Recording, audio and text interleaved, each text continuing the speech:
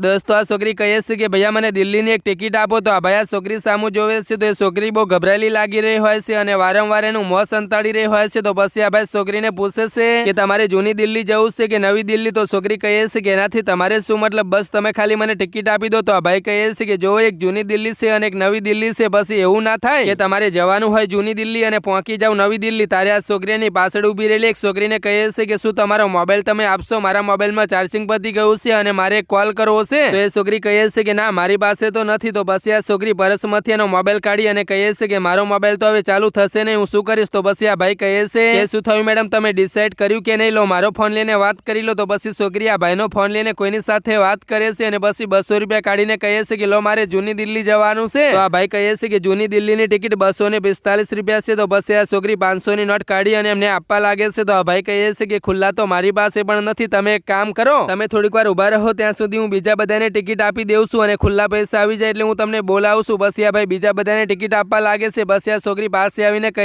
છે કે સર ખુલ્લા પૈસા મળી ગયા? તો આ ભાઈ કહે છે કે ના હજુ નથી મળ્યા, તમારે થોડીક વાર બેસવું પડશે। અને આ ભાઈ ફોન લગાવીને કહે છે કે hello sir, 2 number ticket counter હવે બંધ કરવું પડશે, એક ઇમરજન્સી આવી ગઈ છે। પછી આ ભાઈ છોકરી પાસે આવીને કહે છે કે મને ખબર છે કે ત્યાં જાણી જોઈને તારો ફોન બંધ કરી રાખ્યો છે। તો આ છોકરી બોલે છે કે તમે ફાલતુની વાત શું કામ કરી રહ્યા છો, તમે તમારા કામથી કામ રાખો ને। તો આ ભાઈ કહે છે કે સારું ચાલ, તારે મને કંઈ ના બતાવવું હોય તો તે મારા મોબાઈલમાંથી એક કોલ કર્યો હતો, હું મારી જાતે બધું ચેક કરી લઈશ। તો છોકરી કહે છે કે હું મારા બોયફ્રેન્ડ પાસે જઈ રહી છું અને મારા પરિવારને આ વાત ખબર છે। તો આ ભાઈ કહે છે કે જુઠ્ઠું બોલવાની કોઈ જરૂર નથી, જો તારા પરિવારને ખબર હોત ને તો તું આ રીતે સંતે સ્ટેશન ઉપર ના આવત। અને મને તો એ પણ ખબર પડી રહી છે કે તું તારા ઘરેથી પૈસા ચોરી કરીને ભાગેલી છે, પણ હવે તો આગળ આ છોકરી સાથે જે થયું એ જરૂર જોઈને જાજો। પણ જોતા પહેલા એ અંબે માતા જે પણ કોઈ આજે આ વિડીયો પર એક લાઈક કરીને ચેનલને સબસ્ક્રાઇબ કરીને ઘરમાં કોઈ દિવસ ધનની કમી ના રહેવા દેતા અને કોમેન્ટની અંદર જય માતાજી જરૂર લખી દેજો। પછી આ ભાઈ છોકરીને કહે છે કે તું એક કામ કર, તારા બોયફ્રેન્ડને ફોન કરીને કે સ્ટેશન ઉપર મારી બેગ ચોરી થઈ ગઈ હતી એટલે મેં પોલીસ વાળાઓને બોલાવ્યા છે અને પોલીસ વાળા બધું પૂછી રહ્યા છે, હવે હું શું કરું મને કઈ ખબર નથી પડી રહી। તો આ છોકરી એવું જ કરે છે, એના બોયફ્રેન્ડને ફોન કરી અને આ બધું બતાવવા લાગે છે। તો એનો બોયફ્રેન્ડ બોલે છે કે અરે પાગલવાળા, તે આ શું કર્યું, તારી સાથે તું મને પણ ફસાવી દેશ, પોલીસ વાળાઓને આ બધું બતાવવાની તારે શું જરૂર હતી? પછી એ ફોન કટ કરી નાખે છે। તો આ છોકરી ફરીથી એને કોલ લગાવે છે, પણ ત્યાં સુધી તો એનો બોયફ્રેન્ડ એનો મોબાઈલ સ્વિચ ઓફ કરી નાખે છે। તારે આ છોકરીની અક્કલ ઠેકાણે આવે છે કે હું આ બધું ખોટું કરી રહી હતી।